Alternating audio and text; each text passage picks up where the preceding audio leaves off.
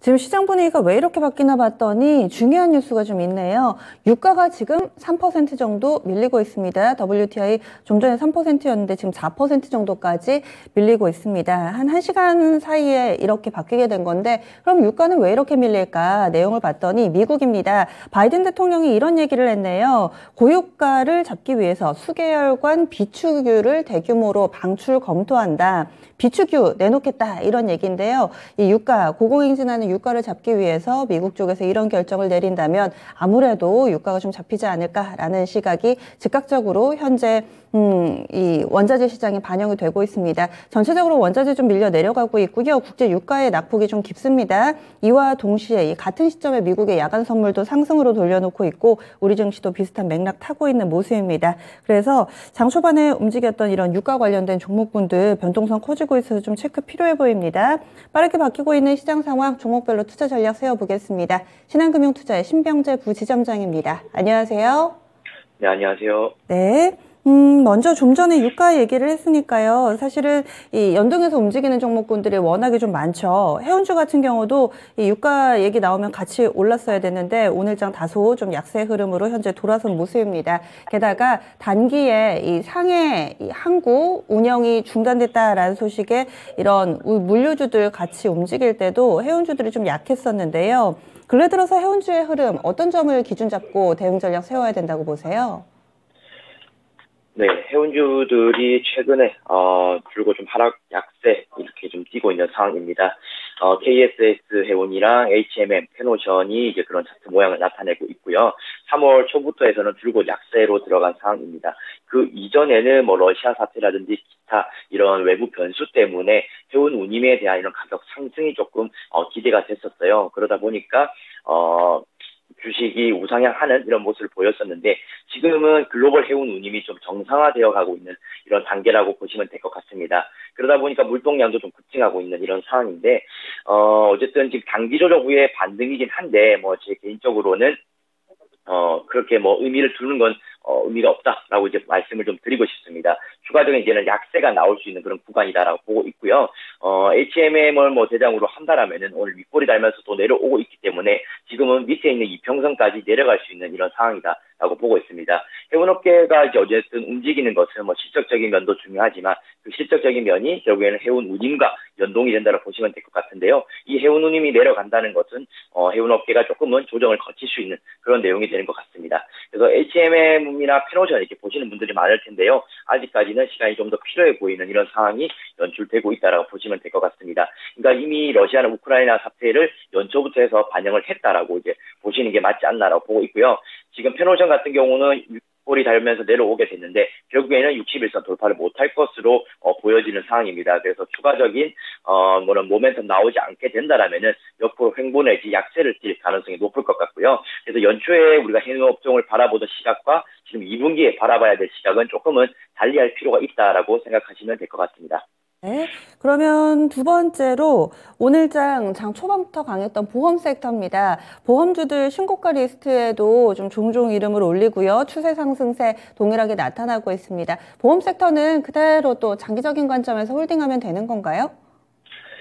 네, 보험주를 제가 이렇게 뭐 자주 언급드리는 적이 있었는가 정말 뭐 자주 좀 언급이 되는 것 같습니다. 그래서 아무래도 금리 인상에 대한 이런 것들은 올해 내내 이야기가 될 것이기 때문에 주식이 깨지지 않고 지속적인 상승세를 나타내고 있다라 보시면 되고요.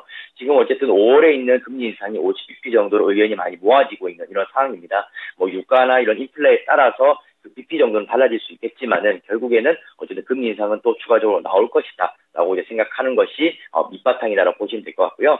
지금 삼성화재든 메리츠화재 그리고 현대해상 모두 좋은 모습 보여주고 있습니다. 특히나 제가 추천드렸을 때 현대해상 같은 경우도 추가적인 상승세 3.5% 정도 더 나오고 있는 상황이고요. 최근 이틀간의 조정이 오히려 추가적인 상승을 더 만들어냈다라고 이제 보시는 게 맞을 것 같습니다. 월봉상에서도 지금 장기 이평선 이제 61선을 좀 돌파를 하는 이런 모습까지 보여주고 있기 때문에 지금 다른 모멘텀 없이 어쨌든 금리 인상에 대한 내용만 가지고도 3월까지 상승했다 보고 있고요. 2분기에 5, 6월 정도의 금리 인상 추가적으로 나오게 된다라면은 주가가 내리기보다는 좀 더 위쪽으로 바라보시는 게 좋지 않겠나라고 생각하고 있습니다. 그래서 뭐 증권주라든지 또는 은행주라든지 이렇게 같은 금융주이지만은 보험은 아무래도 금리 인상 쪽에서 좀 더 밀접하게 관련성을 좀 띄는 것 같아요. 그래서 보험주 이제 금리 인상의 이런 수혜주로서 선택하시면 좋을 것 같고요. 지금의 상황에서도 뭐 추가 매입을 하시면 어쨌든 저는 2분기 정도에는 짧은 수익이라도 내볼 수 있는 구간인 것 같습니다. 그리고 우리나라의 우주항공 기술이 점차 세계에서 주목받고 있습니다. 그리고 속속 여러 가지 성과들을 내놓고 있는데 순수 우리 기술로 만든 발사체 발사 소식 어제 좀 나왔습니다. 고체 연료에 대해서 자신감을 얻으면서 이제 향후에 발사될 누리호 성공에 대한 기대감도 더욱더 고조되고 있는 상황인데요. 방산 섹터 한편으로는 이쪽 지정학적 리스크가 해소된다면은 오히려 상승분을 반납할 것이다라는 시각이 있고 또 장기적인 관점의 성장성이 있기 때문에 계속해서 사모아가는 섹터다. 이렇게 약간의 의견이 좀 엇갈립니다. 어떤 시각이세요? 네, 이 방산업종을 바라보는 것은 결국에는 기존에 하고 있던 이런 방산에 대한 내용들 그리고 우주항공에 대한 이런 미래 성장성 이게 두 가지 시각이었는데요. 어쨌든 최근에는 러시아 사태 때문에 우주항공보다는 방산 쪽에 무게 중심을 주면서 상승을 했다라 보시면 될 것 같습니다. 물론 신고가까지 내는 이런 모습을 보여줬고요. 제 개인적으로는 평화 모드로 돌아가게 된다라면은 여기서는 조정이 나올 수밖에 없다라고 보고 있습니다.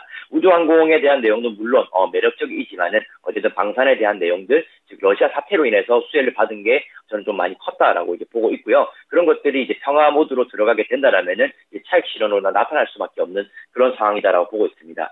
미국 쪽 상황 살펴보시게 되면은 뭐 버진 갤럭틱이라든지 스페이스X 이런 종목들, 뭐 스페이스X는 뭐 상장이 되진 않았지만 어쨌든 버진 갤럭틱 이런 주가만 보더라도 우주항공 섹터는 아직까지 반등을 못하고 있는 상황입니다. 그래서 글로벌적으로 이런 전 세계 이런 우주항공 섹터들이 아직은 못 움직이고 있는데 우리나라만 우주항공으로 움직인다. 이건 좀 약간 의견이 조금 맞지 않고요. 결국에는 방산으로만 올라왔다라 보시면 될 것 같습니다. 그래서 결론을 말씀을 드리면 러시아 사태로 올라왔고 평화 모드가 이야기가 나오면 나올수록 이 종목은 차익 실현 또는 매물 출회가 될 수밖에 없다라고 보시면 될 것 같고요. 그리고 어느 정도 물량이 출회된 다음에 우주항공에 대한 테마가 적용이 될 것 같습니다. 그래서 지금 최근에 나온 뉴스 같은 경우는 그렇게 뭐 이제 중심을 좀 잡으실 필요는 없을 것 같고요. 오히려 이 종목 투자하시는 분들은 러시아와 우크라이나 사태만 집중하시면 될 것 같습니다. 네, 그러면은 오늘장 포인트 어떻게 잡으셨어요? 네, 오늘장 포인트. 오늘은 이제 1분기 말입니다. 이제 실적 시즌을 준비하자라고 말씀드리고 싶습니다. 이제 4월부터는 1분기 실적에 대한 발표가 나올 것이고요. 거기에 따라서 종목 차별화가 나타날 수밖에 없다라 보고 있습니다. 어느 정도 지수 자체는 바닥을 다진 이런 모습을 띠고 있기 때문에 이제 실적에서 굉장히 좀 어닝 서프라이즈가 나오는 종목들은 점프업도 가능할 수가 있고요. 오히려 악재가 나오게 된다라면은 하락도 나올 수 있는 이런 상황인 것 같습니다. 그래서 뭐 이제 실적 예상치 또는 컨센 보면서 이제는 종목 대응을 하시는 게 좋을 것 같고요.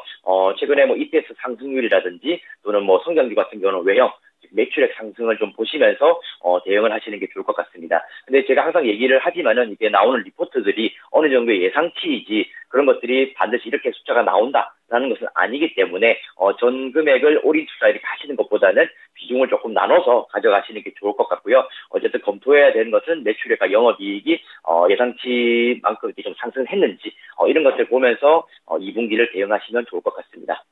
그리고 2차전지 많이 빠질 때 사모으셨던 분들은 한 달 만에 수익이 꽤 큽니다. 이 시간을 통해서도 대표적인 2차전지 소재주 두 종목이나 추천을 해주셔서 오늘 나란히 목표가에 도달을 했습니다. 추천주 알아보기 전에 먼저 좀 리뷰를 해볼게요. LNF 오늘도 5% 정도의 강한 상승 탄력 보여주고 있는데요. 이 종목은 한 달 전쯤이었습니다. 2월 24일에 추천이 돼서 18만 원에 사가지고요. 22만 원 목표가 도달 오늘 나왔습니다. 현재도 22만 원을 상회하는 수준, 수익률은 22% 정도 됩니다. LNF는 더 가지고 있을까요? 아니면 수익 실현할까요? 네, LNF가 최근에 이렇게 좀 급하게 올라가는 이유는 아무래도 테슬라 효과가 좀 컸다라 보고 있습니다. 그 초대형 종목이 그렇게 회복을 많이 하게 되면서 국내로서는 LNF가 상승할 수밖에 없었다라 보고 있고요. 저는 상승 여력은 좀 더 있다라고 보고 있습니다. 아무래도 이익 증가율 자체가 다르기 때문이다라고 보고 있는데요. 2차 전지 같은 경우는 계속 말씀드렸다시피 성장성도 확보하고 있지만 실적도 나온다라는 것이 주요 원인인 것 같습니다. 특히나 차량용 뭐 반도체 수급 이런 것들도 이제 얘기가 계속 나오게 되는데요. 그러면 이런 전기차 시장에 관련된 이런 수급에 대한 문제성들 그리고 수급 고의 현상이 오히려 가격을 더 끌어올릴 수 있는 이런 내용이다라고 보고 있습니다. 그래서 오늘 장대 양봉 나타내면서 LNF 상승했지만 저는 추가적인 상승 여력은 좀 더 있다라고 보고 홀딩은 좀 더 해보시는 게 좋을 것 같습니다. 네, 다음으로는 에코프로비엠도 알아보겠습니다. 에코프로비엠은 두 번 추천을 해주셔서 목표가가 조금씩 다르거든요. 일단 3월 10일에 처음에 제시해 주셨던 기준으로 보겠습니다. 36만 원에 사가지고요. 40만 원 목표가 도달됐습니다. 수익률은 약 11% 정도 기록이 됐는데 그 이후에는 42만 원으로 한 번 더 제시를 해주셔서 이 종목은 더 가지고 있는 건가요? 어떻게 해야 되죠? 네, 에코프로비엠을 아무래도 두 번 정도 이렇게 추천드린 이유는 이 내부 악재 때문에 어떻게 평가를 할지에 대한 고민이 조금 많았습니다. 어쨌든 지금 상황에서 봤을 때는 그러한 악재들을 다 반영했다라고 보는 것이 맞을 것 같고요.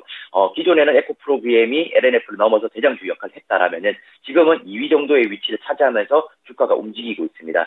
오늘 같은 경우도 이제 이편을 디디면서 다시금 반등에 나오게 된다라면은 이제는 위쪽, 상방 쪽으로 방향을 잡을 수 있겠다라고 이제 판단하시면 될 것 같고요. 저는 40만 원 이상으로도 충분히 여기서 더 쏘아 올릴 수 있는 힘이 있다라고 보고 있습니다. 그래서 충분히 먹거리가 더 있기 때문에 좀 홀딩을 하셔가지고 대응을 하시는 게 좋을 것 같고요. 아마 1분기 실적 나오는 부분에 맞춰서 매도할 수 있는 그런 시그널이 나올 것이다라고 보고 있습니다.